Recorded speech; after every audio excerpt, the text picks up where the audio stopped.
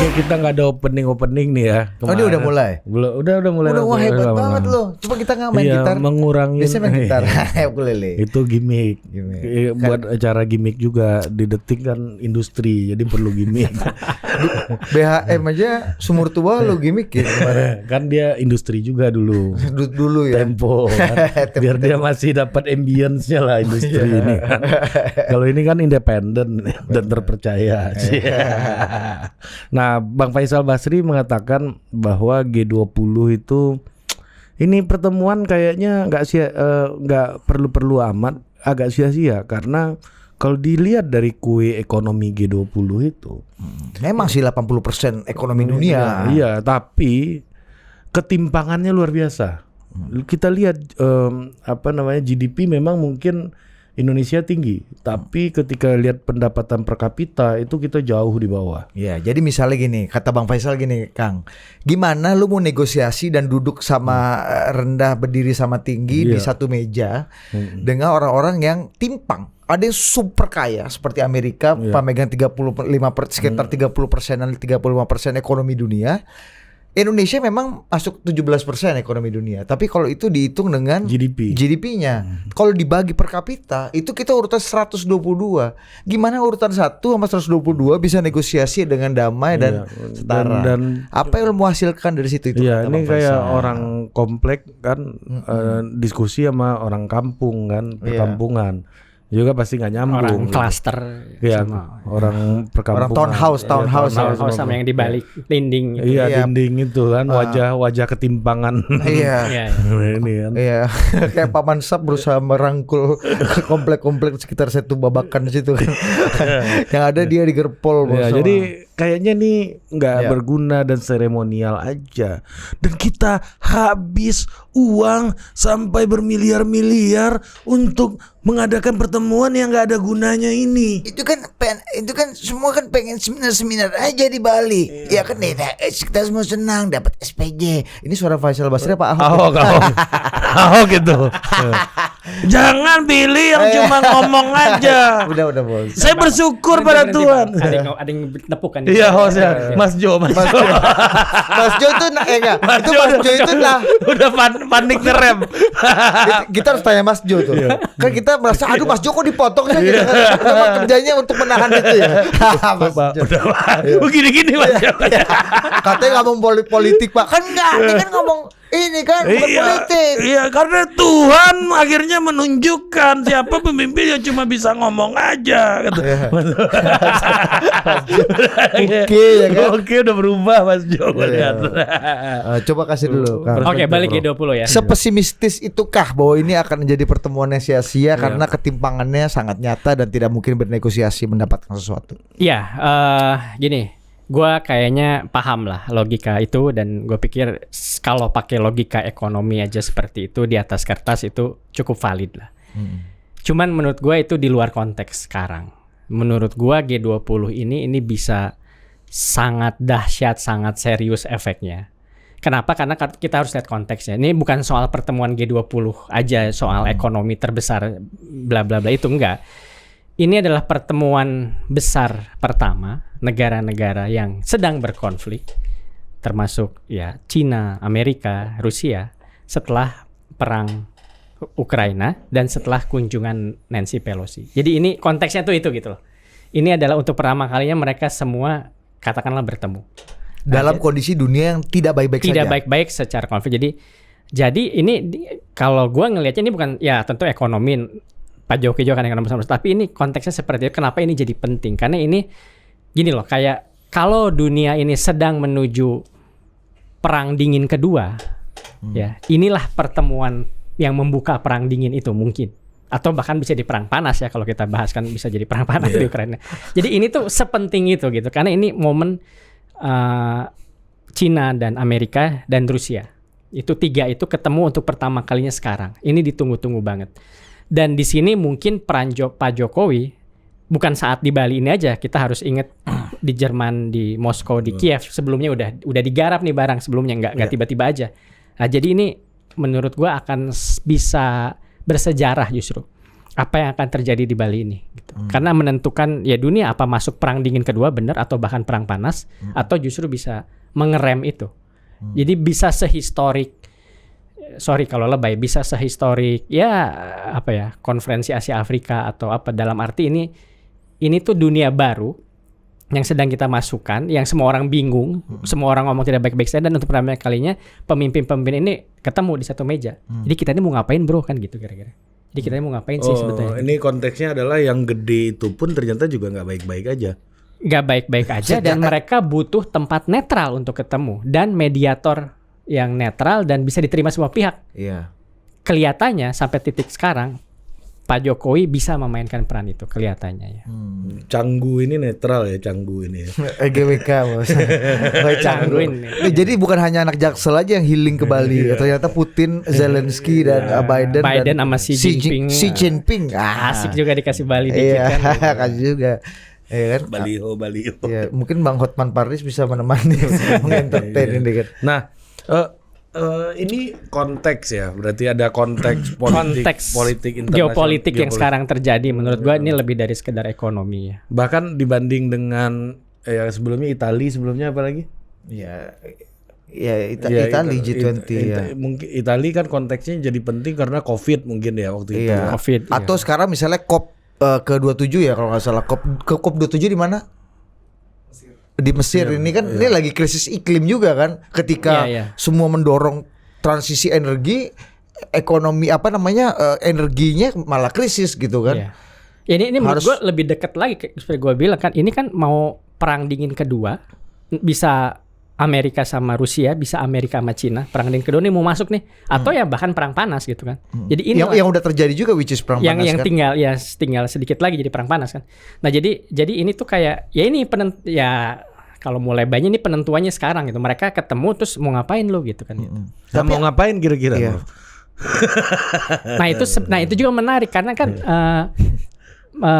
biasanya kalau KTT dalam keadaan genting seperti sekarang dunia ya, kita ngomong dunia, Indonesia kan baik-baik saja, relatifly baik-baik saja.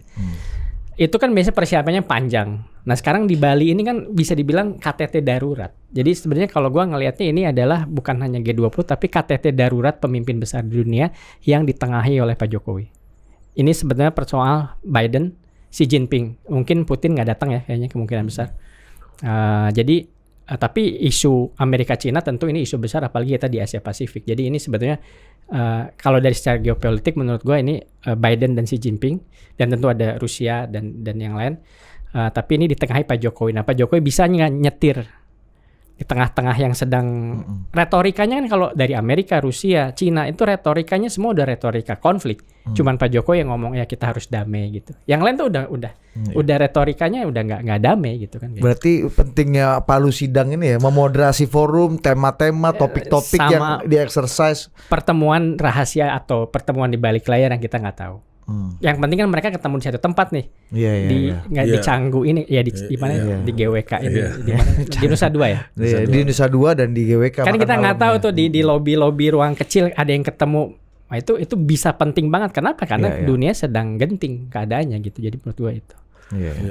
Nah memang ya pertemuan belakang layar yang mungkin terjadi ya, dan ini menjadi sebuah ya namanya orang kumpul kan nggak mungkin. Iya, nggak mungkin lo lewat gitu aja ada ngopi bareng. Gue kan kalau nggak salah minggu lalu kan baca berita ternyata Menteri Pertahanan Amerika sama Rusia diam-diam ketemu kan, ada pertemuan rahasia. Nah bukan nggak mungkin kan ada, mungkin nggak level pemimpin negara, cuman ada pertemuan-pertemuan rahasia seperti itu. Subkekuasaan ini kan. Ya, layer 2, 3. Nah ini pertanyaan juga nih buat kan ini secara kultural kan.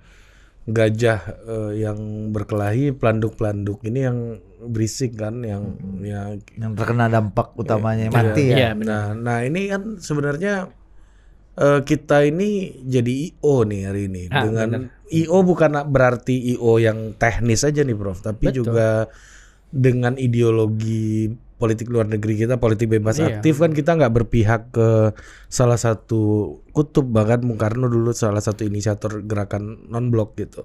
Nah pertanyaannya, jadi IO ini kita merasa masih relevan nggak sih, atau kita harus jadi pemain? Kita harus jadi bagian dari politik Rusia atau bagian dari politik Amerika gitu sekalian gitu. Beraliansi ya. Beraliansi. Kalau menurut gue justru ini saatnya kita ngasih warna beda sama dunia. Tadi kan gue bilang dunia ini lagi kencang lah ya, sepanang lagi pada sepanang. Pemimpin dunia lagi pada kencang-kencangnya. Nah kalau Pak Jokowi datang dengan warna berbeda, justru mau nurunin itu. Indonesia kita nggak ngomong ini kan emang negara besar paling dikit di Asia ini kan ya ekonomi terbesar ASEAN macam-macam. Jadi sebetulnya bisa bermain. Cuman kalau ikutan bermain, gue pikir ya itu jadi nggak kontribusinya akan kurang gitu. Tapi justru menjadi penengah yang bisa diterima sama banyak Ini orang. kan bukan soal kontribusi tapi benefit gitu buat kita gitu. Benefit buat Indonesia. Justru itu benefitnya kalau lu lihat itu lebih oke lagi karena kan sebenarnya kemudian kita ekonomi kan. Kita tuh udah bisa membangun ekonomi sampai sekarang karena kan damai di Asia, nggak ada perang apa-apa. Nah kita berkontribusi Kita untuk tuh menjaga stabilitas berkepentingan tadi. menjaga damai itu gitu. Kalau yang lain kan ini udah main prinsip. Gua dengar Perdana Menteri Inggris kalau Putin datang saya akan konfrontasi, saya akan jadi udah semuanya tuh udah Kuda-kuda ya. Kuda-kuda semuanya. Nah, Indonesia kan sebenarnya dengan kepentingan ekonominya damai dan sambil memainkan ideologi yang tadi lu bilang itu, ideologi netral. Jadi kayaknya buat Indonesia ini ada momentum.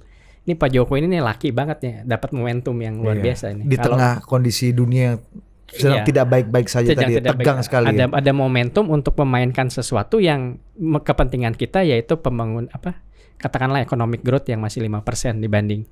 Mungkin Pak Jokowi bisa klaim mungkin economic growth di G20 tertinggi sekarang Indonesia, yang lain kan pada turun semua. Gitu. Dan itu diakui sama IMF ya. Iya. Bukan Pak Jokowi klaim-klaim sendiri aja. Nah, satu gini, ini menyambung dengan apa yang dikatakan Bang Faisal tadi. Kita harus jadi moderator yang baik gitu. Kita jadi tuan rumah IO yang punya peran untuk bisa mengatasi situasi krisis ini dengan baik gitu. Artinya kan gini, bener kata Bang Faisal dan mungkin Ari juga, bahwa kalau kita mau dipandang jadi moderator yang baik dan dihormati oleh kedua belah pihak yang konflik, profil dan postur kita harus kuat dulu dong. Misalnya kalau gimana gue mau percaya lu sebagai penengah, kalau lu aja nggak gue anggap ibaratnya gitu kan.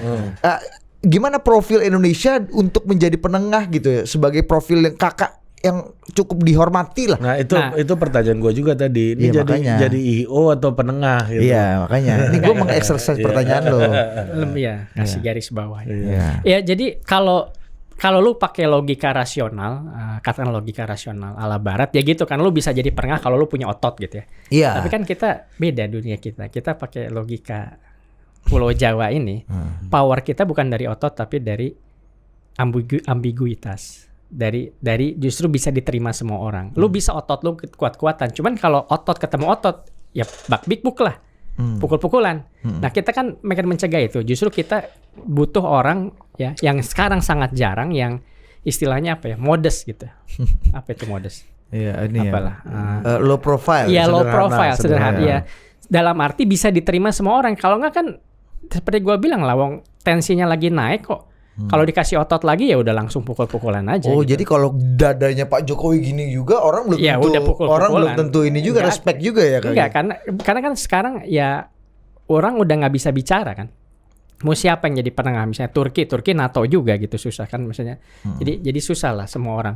Jepang apa ya, konflik sama Cina apa. Nah, Indonesia ini sebetulnya unik gitu, negara besar.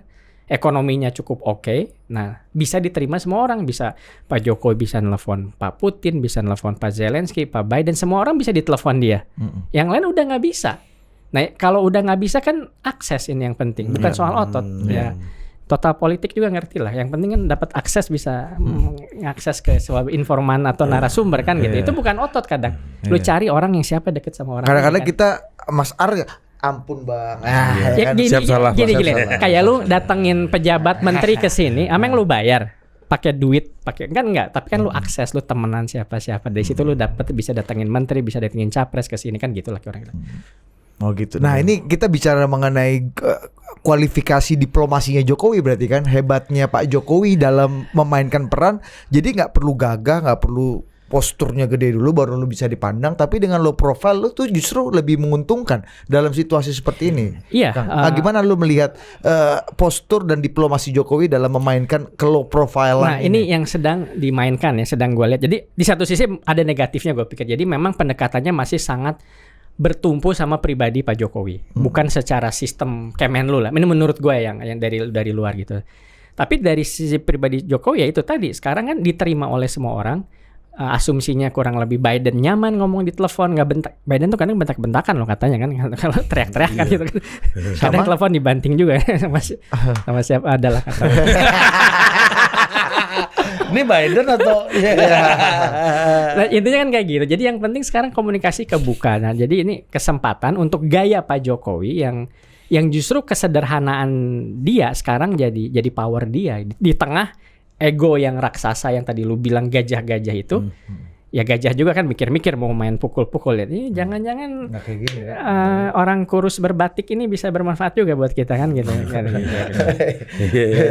Namanya gajah-gajah pasti cari peluang juga. Cari peluang juga. Ya, siapa tahu bisa dipakai nih barang kan. Tapi jangan lupa bos, orang kurus itu bisa masuk ke lubang-lubang kecil yang nggak bisa dimasukin gajah kan. Nah, kekuatan Pak Jokowi itu bahkan bukan hanya di politik internasional menurut gua, tapi dalam negeri juga mungkin kayak gitu, gua nggak tahu ya.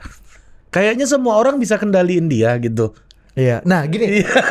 Kayaknya ya gitu. Ini menarik nih. Gua kan ikut Pak Jokowi dari 2012 sih Kang, jadi wartawan di kantor gubernur, kemudian wartawan Lu kepresidenan. pamer lu. Enggak ya kan itu fakta CV aja. Pamer Enggak, berarti. tapi bener kata Ari. Hebat juga loh kadang-kadang. Karena orang memandang Pak Jokowi itu underestimate. Ya, Jokowi anak orang desa lah, orang dari daerah. Kelihatan lemah. Nggak kenal siapa-siapa Iya. kawan ini ya kan. Gitu. Kelihatan lemah, nggak punya strategi. Iya, kan, gitu ternyata kan. kartunya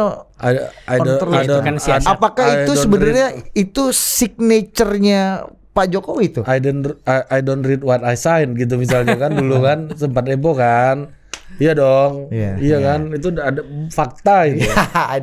Iya kan. Nah, jadi kan itu gua presiden gua agak yakin lah nggak mungkin nggak dibaca gitu. Tapi kan itu cara untuk menunjukkan bahwa dia nggak punya strategi, nggak politiking, nggak ini gitu loh. Iya, dan orang memandang dia tuh awalnya pasti underestimate. Dan ala Jokowi nggak kenal siapa-siapa. Ala menteri-menterinya dia juga nggak tahu paling siapa. Pinteran menterinya. Ini paling dikerjain ya sama Pak Luhut. Nah gitu-gitu kan. Orang kan selalu tuh kalau stand up comedian manggung. Iya memang penguasanya Jawa tapi yang ngendalin orang Batak gitu tuh jokes-jokes Pak Jokowi itu selalu dikendalikan oleh orang-orang yang lebih kuat itu mantap juga pertanyaan gue oke kan itu pertanyaan mantap banget. Gue coba kasih jawaban yang mudah-mudahan bisa menjawab karena bebannya ekspektasinya tinggi. Gue jawab ke level kalau gitu gue naikin lagi atau gue bawa ke belakang ke bagaimana Renaissance terjadi di Eropa abad berapa itu 16. Mantap juga tadi malam Willy Aditya gue tanyain soal politik identitas dia jawab pakai cerita Abu Nawas bos. Panci beranak dan panci meninggal itu kan. Ini Renaissance oke bro mantap. Bahasa Indonesia Renaissance apa ya? Pencerahan. Era pencerahan di Eropa terjadi gimana? Nah kalau lo lihat sejarah standar era pencerahan Eropa ini kurang lebih ini gampangnya aja ya summary-nya terjadi di Italia, diawali di Italia. Kalau kita lihat pada saat itu di Italia itu dikuasai oleh keluarga-keluarga kecil. Nah, yang sering diberikan kredit memulai Renaissance itu adalah keluarga Medici dari Italia. Nah, yang menarik adalah kalau lu lihat keluarga Medici pada saat itu ternyata dia itu bukan keluarga yang paling kaya, bukan keluarga yang paling powerful secara militer. Ya, jadi ya biasa-biasa aja, keluarga besar, cuman biasa-biasa aja.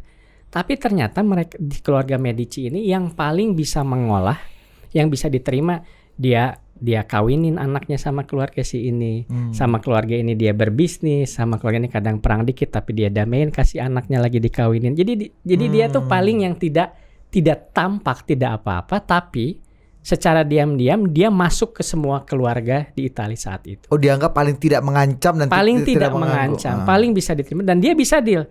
Pada saat itu kan deal bisnis, ya dagang, militer atau perkawinan kan gitu. Pada zaman itu. Nah Medici ini mainkan tiga ini. Di ujungnya ternyata akhirnya dia yang paling powerful. Dia menguasai arts, dia menguasai teknologi, menguasai militer, menguasai bisnis gitu. Jadi dari keluarga Medici ini itu muncul di sosiologi itu aduh lupa gue istilahnya. Tapi nanti deh kalau gue ingat. Tapi intinya kekuatan keluarga Medici ini karena dia ambigu. Karena dia tidak bisa ditebak maunya kemana. Orang kelompok yang bisa ditebak itu langsung bisa dipotong. Ketahuan, lo mau ke situ, potong. Ini nggak tahu orang mau kemana, ya udah dibiarin aja kan, nggak mengancam. Tapi ternyata diam-diam dia masuk kemana-mana ke semuanya gitu kurang lebih ya. Jadi Ya ini istilahnya kalau secara jargon akademisnya itu robust action. Jadi sebuah tindakan yang robust, yang sulit dikalahkan. Bukan karena kuat, tapi karena tidak bisa ditebak, tidak terpantau.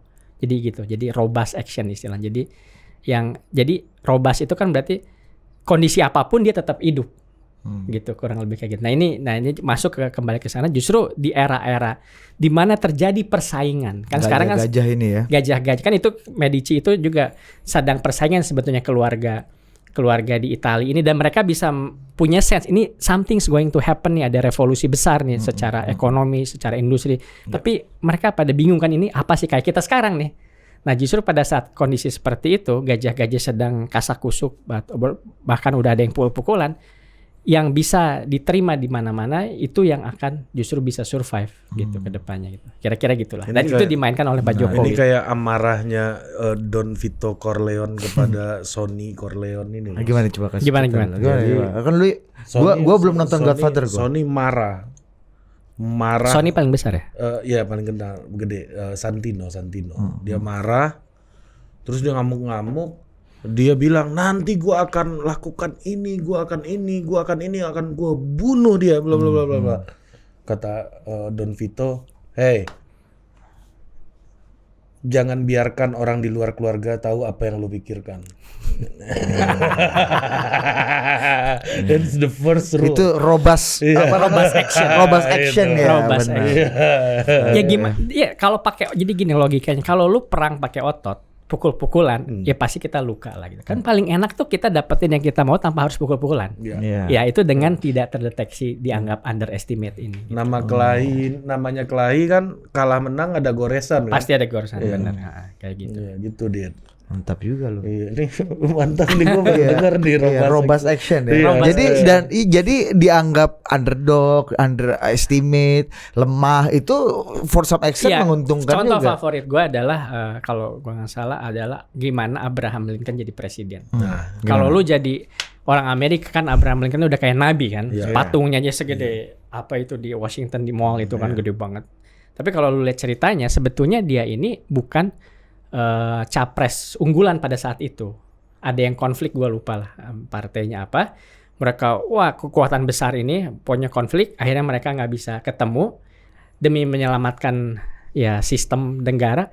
Ya udahlah cari orang yang bisa keterima. Yang kira-kira bisa kita gue siapa? Lincoln, pengacara dari desa ini.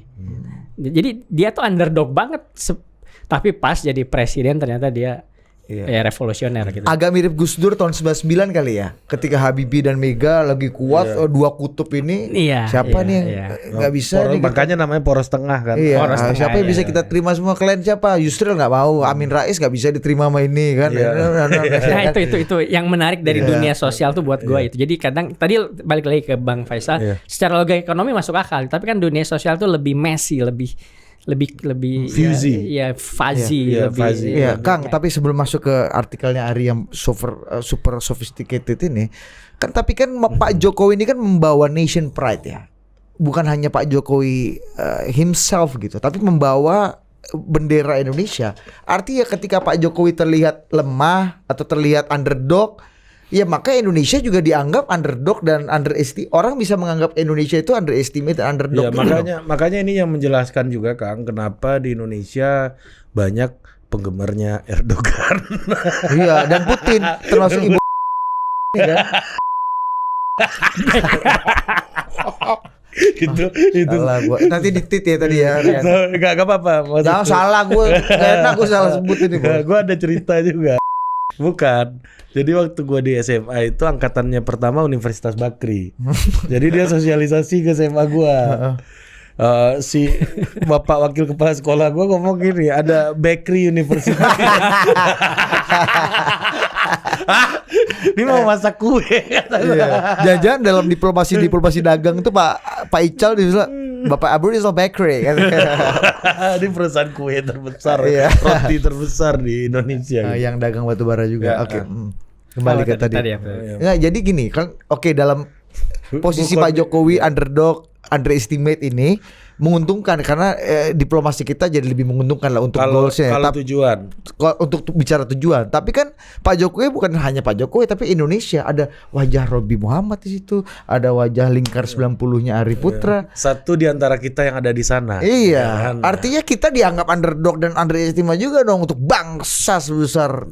Nah itulah, ini kan Pak Jokowi kan pemain ya dalam hal ini. Jadi dia bukan penonton gitu. Jadi tujuan Pak Jokowi gue pikir jelas. Dia sekarang untuk G20 harus menavigasi antara kepentingan Amerika sama Cina.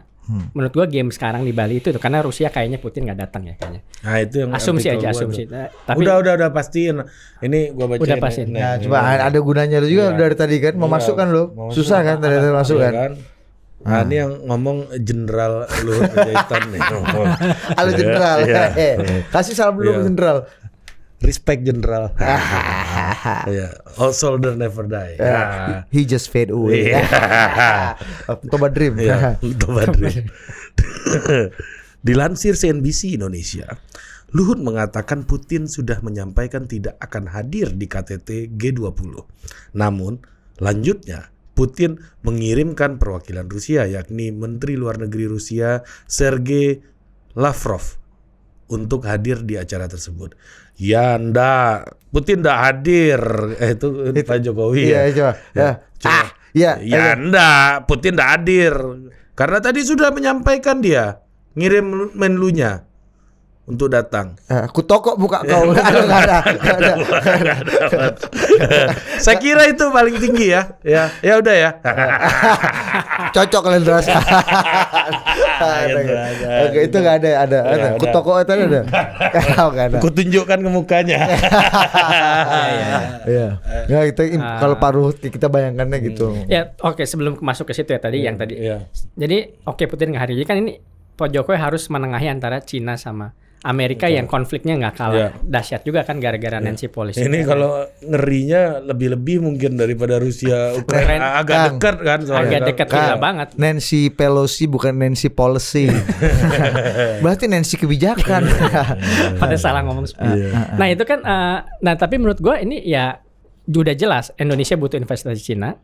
Gak usah ngomong bangga-banggaan deh dengan investasi itu, ada lapangan kerja buat orang Indonesia. Jadi itu Pak Jokowi sesederhana itu. Selama masih ada pabrik-pabrik datang itu berguna. Dan Amerika misalnya ya itu mungkin salah, ini gue spekulasi, mungkin salah satu Amerika happy sekarang Putin nggak datang kan gitu kan. Karena kalau misalnya datang nanti berat kan kondisinya gitu, dalam arti misalnya ini Indonesia harus di-ban juga nih, dikeluarin dari SWIFT misalnya, SWIFT Bank Code itu kan pusing loh kalau dikeluarin dari SWIFT Bank Code. Jadi ini win-win juga ya. Win-win. Dan secara pribadi Jokowi mungkin bisa telepon Pak Putin kan, Putin lu nggak datang ya, sorry ya, tapi ya kayaknya oke lah, nanti kita deal apa lagi. Kita kan? video call ya sama Biden ya. Nah, ini kan ya udah aku kirim Lavrov situ. Kutunjukkan lah tahu nggak ada. Ini gue duga nih Pak Luhutnya Rusia nih. Sergei Lavrov. Misalnya kan Pak kalau di Jakso Sergei Leverage misalnya Pak Jokowi bisa bilang ke Putin, Pak Putin, oke lah nih kayaknya Amerika menang nih karena lu nggak datang, tapi tenang, gue akan dukung galangan buat negara-negara Afrika, dukung lu karena lu ngeluarin makanan grain dari buat yang mereka terancam kan gitu. Jadi ini ya sedang dinavigasi itu. Jadi justru itu pada saat kerja real seperti ini itu nggak perlulah gagah-gagahan gitu kan. Kerja real yang penting Indonesia bisa menikmati rakyatnya ya, bisa menikmati hasil-hasilnya. Gitu. Jadi fokus di tujuan dan di goalsnya. Fokus di situ. Ini bukan level harus tampil gaya-gayaan, tapi kita di tengah situasi sulit kita justru harus dapat keuntungan yang real. Masalah gini Kang, Nun Sewu izin dalam PR politik luar negeri gitu ya, dalam konferensi-konferensi internasional gitu ya, yang menjadi bayangan dan puji-pujian gitu mendapatkan tepuk tangan itu gimana cara berpidato. Sekarang masih diputar tuh Bung Karno di Asia Afrika tuh build a world anew ya, yang di di UN. Itu Pak SBY di KTT COP gitu misalnya, atau Mas AHY ya. Kemarin aku baru kembali dari luar negeri. Aku bertemu dengan Gandhi. Lalu Gandhi bertanya, "What is your nationality?" Lalu aku jawab, "My nationality is humanity." Nama Indonesia begitu tinggi, Pak mercusuar terutama di kalangan Neo Emergent Forces. Karena apa? Karena menawarkan konsepsi. Itu Kang. Ada nggak? Kutoko muka kau. Belum ada Pak Luhut. Bung Karno. Oh ya. Oke. Nggak, artinya gitu Kang. Jadi maksudnya Agak terdiam dia dengar Iya. suara gua barusan. iya, artinya merinding gua, merinding. Loh, ini bulu gue nih. Iya. Nah, artinya Kang, Satu dong. untuk mendapatkan ini kan gain politik PR di dalam negeri nih. Ya. Tepuk tangan itu biasanya datang nih kayak di Vio teman kita nih, nggak peduli gereja nggak dibangun di Cilegon, yang penting kalau wali kotanya itu gagah pidatonya suka dia menyoblos lagi. Misalnya gitu, gimana? Coba. Nah, kalau gue setuju poinnya bahwa perlu ada poin PR ya. Nah, Iya, menurut iya. gue yang bisa dilakukan Pak Jokowi, kalau boleh gue menyarankan ke Pak Jokowi, ya Pak Jokowi tinggal ngevlog nanti sama Biden lagi ngapain, ngevlog, masukin Instagram, TikTok, sama Raja, sama MBS sama si Jinping. Asik nggak Bali nih, asik ya, healing ya. Sekarang kayak gitu diplomasinya, nggak harus kita ini konsepsi gitu. Udah beda itu. MBJ. Menurut gua itu yang bisa dipakai gitu, karena caranya udah Iya, beda iya, juga. iya. Ya, Mediumnya udah beda. Mediumnya udah beda. Itu solusi abad 20 kalau katakan kalau dia. Itu saja. Mas, kan lo bisa wifi barengan sama si Jinping kan, wah itu kan kedekatan. Kayak dulu ya waktu Raja Salman. Raja Salman, Salman itu heboh karena itu raja loh, nggak sembarangan. Betul. Lagian lagi makan diinterupsi sama video. Betul. Itu hanya kalau ada trust ya, kedekatan. Cie. Ya, itu ya kalau kata Bang Ngabalin, dia klaim dia yang menerjemahkan itu bos. Abangnya jadi Abang itu orang ketiga, abang. Tapi kok abang nggak ada bang di foto? Ya abang kan belakang. Suara abang yang menerjemahkan. Bapak Presiden ini. Ada kan abang lu kecil. Abang gitu. Ya kan sekarang zamannya Nah, ya gitu loh. kolaboratif. Jadi bukan lagi yang pidato Iya. kenceng gitu, tapi ya bareng apa. Oh jadi FYP bisa jadi FYP TikTok FYP itu nggak harus TikTok. itu tadi kayak tadi Ya, gimana? ini salah satu. Iya. Tapi banyak cara. Kalau dulu caranya cuma satu. Cuman satu, sekarang Nah, banyak cara. itu yang Itu dia, itu maksud gua. Iya, Itu maksud gua. Enggak, Bo. gue menerjemahkan maksud Prof. Robi tadi. Sesama sosiolog. Coba ini kasih lebih dulu kalimat nyambung. satu lagi Bung Karno tipis. Tuhan itu satu. Tuhan itu abadi. Kubo datang buka kau ada nggak? Ayo. Apa lagi ya? Oh ya sama. Menarik juga, jadi yang abadi itu narasi perkataan Iya. dari bibir ya. Iya, dari bibir. Kalau manis bibirnya. Ya, lu Abadi udah nggak ada, masih. Iya. Itu Bung Karno. Kalau Itu. yang mana? Karena nggak ada pilihan caranya untuk abadi Hanya cuma itu. itu. Nggak ada Pada TikTok. saat itu. Iya, Abad paling 20. nulis buku lah, tapi kan Nulis buku. buku segmen agak Bukunya agak nggak kecil dibaca. kan. Iya, pidato, retorika Pidato, ya. iya. Nah, tapi ya maksudku itulah ya, kemudian kan masih di secara political PR di Indonesia ini kan masih gitu kan. Iya, apalagi kalau misalnya Artinya Pak Jokowi tidak akan memilih jalan itu dong ya. iya, bukan karena stylenya kapasitas dia, mungkin bukan stylenya nggak di style- situ. Udah akui aja lah Pak Jokowi bukan pidato orator unggul lah udah. Tapi kan kalau misalnya narasinya Pak Jokowi sekarang sebagai penengah, ya dia bisa dengan ngevlognya itu menunjukkan dia dekat sama semua pemimpin ini, dan itu jadi modal. Semua dunia bisa lihat, oh dia dekat gitu kan. Nah, itu Saran bisa- Prof Robi ke Pak Jokowi. Iya, sarannya Pak Jokowi. Kalau Pak Luhut denger apa yang Prof Robi mau? Tolong bisikan ke Pak Jokowi Iya. hal barusan Iya. aja. Nge-vlog aja Pak Presiden. Apaten nih barang. Ini anak-anak nih big data aku menunjukkan nih Pak. Ada itu, percayalah Bapak. Aku bawa data ke Bapak dia. Gini Pak Luhut. Kita tuh ngefans banget sama Pak Luhut. Dan itu Toba bisa, Dream. oh ini gue jadi pengamat. Jadi itu kan bisa menarik gitu, bahwa di tengah rame yang gontok-gontokan ini muncul sisi-sisi personal dari Xi Jinping, dari Betul. Joe Biden itu, dengan Pak Jokowi yang mengangkat sisi kan Pak Jokowi jadi host ya. Iya. Dia mesti belajar ke lu berdua. Enggak, karena amarah internasional geopolitik itu membuat sisi-sisi personal tuh jadi hilang. Jadi kan? hilang. Iya betul. Misalnya nanti ternyata Presiden Biden makannya pakai tangan gitu kan. Wah. Enak ya. Nasi goreng. Nasi goreng. Itu tuh bakal viral tuh nanti tuh ya, pasti betul. Nanti gue kebayang pidatonya Pak Jokowi gitu. Misalnya kalau ada salah satu menu yang pernah disebut Pak Presiden Obama, ada yang bilang Presiden Biden ini salah satu menunya Pak, favoritnya Presiden Obama. Sate. Enggak, Pak Presiden Obama used to eat this when he was a child. Oh, lahir di Indonesia? Oh enggak bukan gitu. Iya. Kan gosip di sana. Sate. Sate.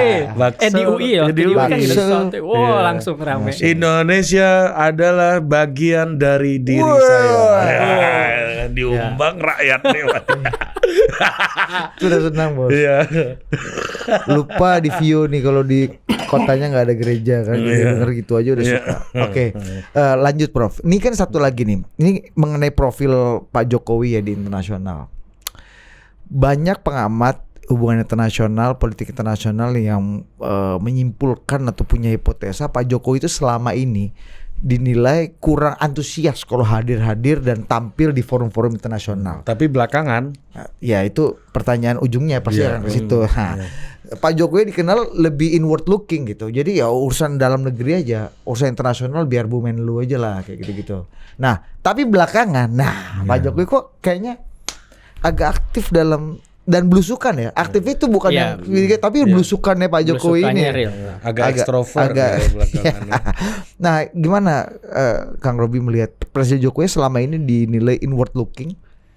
Nggak Iya. pernah pidato di Pak PSBY tiap tahun, Kang. Nggak pernah di datang ke General New York. Assembly. Nggak pernah ya datang ke New York? Kayaknya nggak pernah ya? Nggak pernah kayaknya. Selalu Ke wapres. Kampung Anda di Amerika ini. Iya.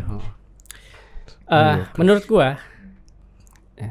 gua nih ya katanya. Jadi Pak Jokowi itu akan terlibat di aksi internasional ini kalau memang matters, menentukan. Kalau cuman basa-basi seremonial dia nggak akan.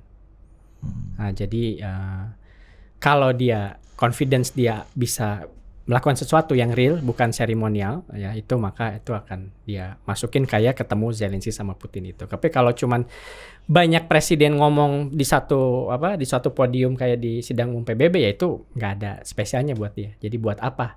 Dan itu menurut pemikiran misalnya ya kita ini ya itu tadi negara besar ya kita hanya deal di yang memang kita making difference gitu. Jadi kira-kira seperti itu. Kalau nggak salah Pak Jokowi pernah bilang bahwa kalau saya diterima Pak Putin di meja panjang, Saya nggak mau. saya nggak mau, saya pulang. Katanya gitu. Yang dilakukan oleh kepada Macron, kepada Erdogan ya. Erdogan nggak tahu. Erdogan juga gitu meja panjang. Iya, lupa gue nggak tahu. Padahal banyak pembelanya Erdogan di sini kan sama teman-teman dulu ini. Nah, ya. jadi buat apa? Karena buat apa? Jadi dia kan buat apa gitu kan? Jadi dia hanya mau kalau ya memang bisa melakukan sesuatu, berdampak gitu. Jadi pilih-pilih lah dia pilih-pilih lah. Oke. Ini terakhir nih Bro. Ya. G20 gitu ya. Kalau kita bicara G20 juga banyak rangkaian-rangkaian acara lain ya, Ya, banyak banget ya. di Indonesia gitu ya. Dan gimana sih menurut Prof Robi, apakah ruang-ruang kecil di acara lain ini juga akan Matters. memberi dampak juga kepada ruang-ruang kecil yang nanti akan terjadi di Iya. Bali gitu? Puluhan conference kecil, seminar, Apa co-sherpa apa namanya? Sherpa strike. Pak Edi. Halo Pak Edi. Sherpa. Sebagai sosiolog, setiap kesempatan untuk ngumpul-ngumpul, nongkrong-nongkrong itu pasti berguna lah menurut gue. Gitu. Tapi meskipun dampak langsung ke publiknya memang gue juga mempertanyakan. Tapi kan ini buat aktivis, buat intelektual, buat mahasiswa itu tempat latihan yang bagus lah untuk ngumpul-ngumpul secara internasional kayak gitulah gitu. Oke. Gitu aja. Siap. Oke, sampai jumpa lagi di Prof Robi berikutnya. Dah. Filosofi Robi. Siap.